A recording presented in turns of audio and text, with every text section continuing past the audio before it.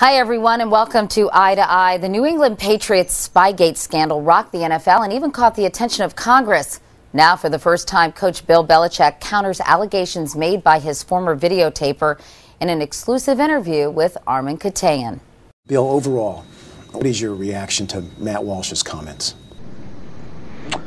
Well, I'm not really sure where to start. I think, first of all, go back to when he was here and was fired for poor job performance, and then for secretly audio taping a conversation with his boss. More than one person has told me that he said after Super Bowl 36 that he had videotaped the Rams walk through practice. Now that story has changed. It seems like he has an agenda. I'm not really sure. I don't know. To bring down this franchise? 3.5 months after that story was out, he could have said what he said last week, but there was quite a bit of, over 100 days had passed, so I'm not sure what the agenda is. His motivation? He's had a way of embellishing stories, and that continues to be the case. So I don't know the answer to those questions. What is your personal feeling about Matt Walsh right now?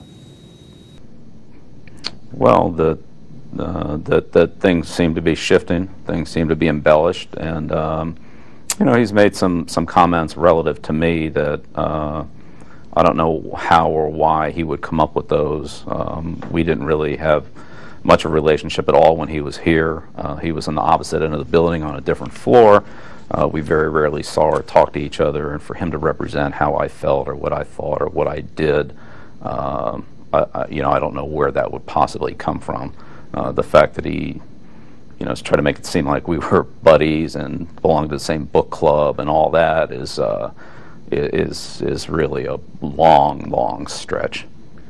In a statement, this organization questioned, quote, the truthfulness of many of Matt Walsh's statements. What do you think he's lying about? Well, he's changed, a lot of things that he said, and whatever his testimony was to the league most recently, that's that's kind of the latest version of it. But a specific example, a specific example of what you think he's lying about when he talks about how this organization was deceptive in the way that his taping was set up, for example? That was never the case. No, that was never the case. He was in full Patriots gear. I can show you videos of him doing his job during the game, shooting the shot that he shot from the end zone, the kickers, the tight on the quarterback, and at times signals. And there was we weren't trying to be discreet about it. Again, in all honesty, we felt like what we were doing was okay.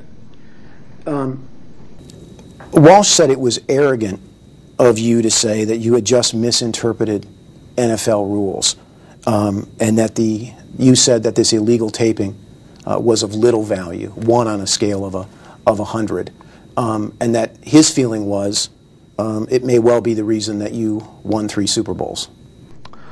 Well, first of all, I'll start at the back first. The reason you win football games is because of players. Players make plays on the field to win games, and that's how you win them. They're the ones that win games. But if you there's a lot of things that go into a preparation for a game. It's a mosaic, and there are hundreds of things. And in our case, sometimes signals are involved, sometimes they're not. But let me go back to the specific thing that Walsh said. He said that it was arrogant of you to say that you had misinterpreted NFL rules.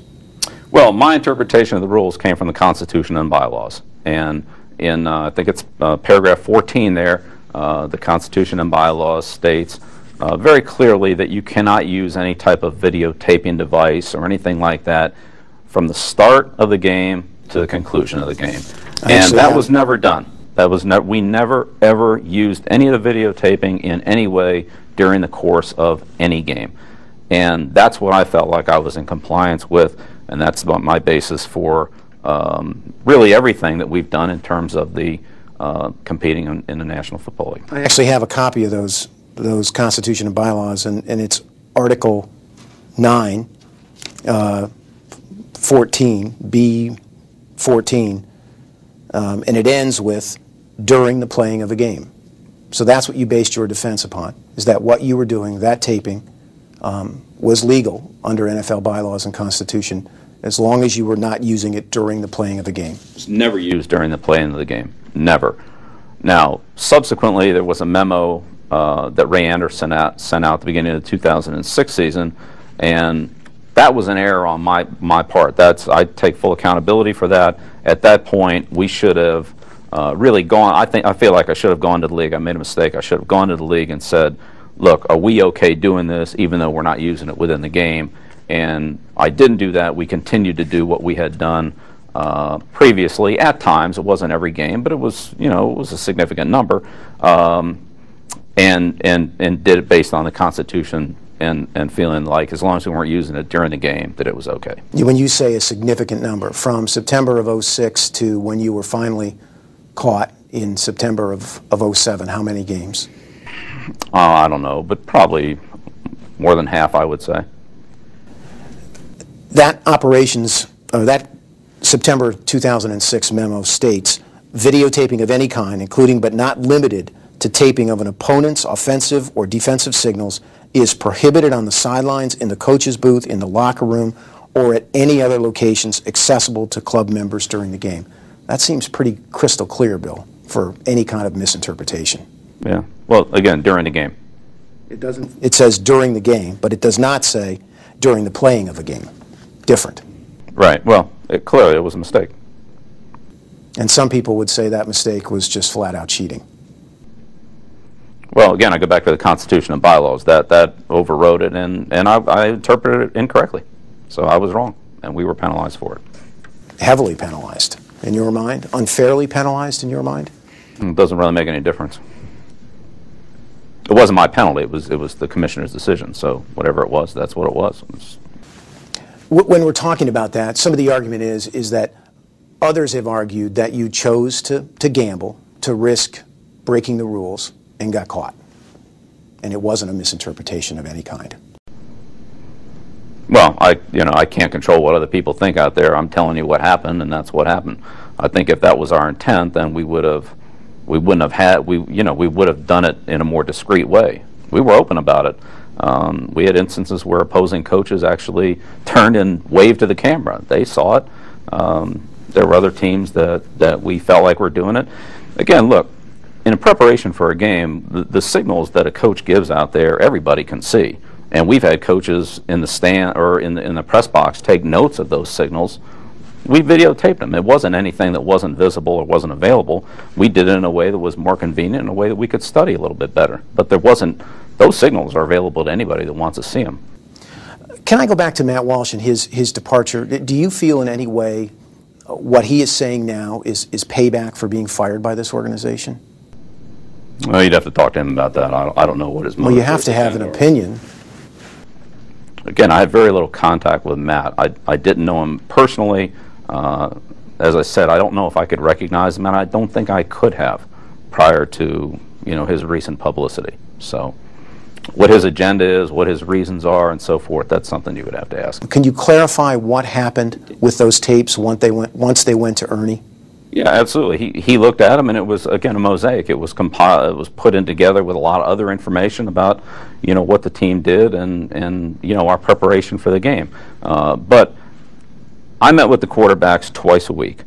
When Charlie was the offensive coordinator, when Josh was the offensive coordinator, Brady, there were not quarterback Ernie Adams, Bill Belichick, offensive coordinator meetings where we sat down and looked at signals and made up game plans based on that. That didn't happen. So there was no scheme. Did not happen. It didn't happen. Ernie looked at them, and times there was some information that came out of it, and he used it. But that's how it was done. It was one part of a very broad hundreds of things that are put into preparation and game planning. So but there was no, okay, we're going to sit down here on this day and have this meeting, and there's the signals, and here's the plays we're going to run, and all that. That never happened. So there was no calculated, deliberate system that was put into place to take advantage of this illegal tape? No, because you can't take advantage of signals. You don't know whether they're ever going to be available or not. You know, they can change them, they can use wristbands, they can have somebody stand in front of the person that's signaling them. We signal all the time. We're always protective of our signals. We change them on a regular basis. And we have people screen the signal caller, and we use wristbands, and we do things like that to protect them, just like a third base coach does. I think most teams in the league do that. Some might argue in a game of inches, putting that kind of information where you could decode signals, come up with specific plays to use in real time in a game is pure gold in the NFL. That could be the difference between winning and losing. Well, again, you can get those same signals by sitting up in the press box and writing down what the signal is and what the play was and doing it that way. I mean, those signals are available to anybody who wants to see them. Then why do it from the sidelines then? Well, it was a more convenient way to study them, that's all. But it isn't any information that isn't available to anybody else. Anybody can sit up in the press box and watch a coach give signals. But they don't have them on tape where they can go back and analyze them and they can decode them. Writing them down on a piece of paper. Now, we're not talking about DNA. You've seen the signals on the sideline. You can sit there and watch them. We've done it. We've done it without tape. We've done it. Every team takes an advanced scout, or they have people that look at the other team's signals. Sometimes you can get them. Sometimes they change them. I mean, that's just signaling defenses and personnel and all that. That's part of football. And everybody is available to see those signals. It's not like the other team or the other sideline or the press box or anybody else that they're not visible. They're visible to 70,000 fans. Bill, if they weren't of such great value to you in this organization, then why would Matt Walsh say that he was told by his superiors to avoid detection, to not wear Patriots clothing on the sidelines, and to lie if he was asked about what he was shooting? Well, I don't know of anybody that would have told him that. I never told anybody to tell him that. I don't think his superiors told him to do that. You don't think, or you don't know whether Jimmy D, his superior, told Well, he was never instructed to do that, and Jimmy said that he never did that. But you can see the tapes of Matt filming the games. You can see him in the end zone camera shooting them. He's as open as you can be. He's standing there behind the camera in full Patriots gear, shooting the tapes. Those tapes go to every team in the league. So you can make your judgment on that, Armin. I mean, you can see him standing there in the end zone shooting it. It's not anything discreet. Since I'm here, is there anything else that you'd like to say about this, to put this to rest, so to speak? Yeah, two things. I think that the players and the assistant coaches have no involvement in this whatsoever, and for them to be dragged in or questioned at all on it is totally out of the scope and the realm of what this is about. I think our players and our assistant coaches work hard, they prepare hard, and they go out and do their best to win. And that's why I respect them, and that's why they've done as well as they have. But on a going forward basis, I think what we've taken from this as an organization is that we have learned from the problems that we had in the fall. We've looked at really every single area of our operation. We've tried to tighten it down. We've tightened down our accountability.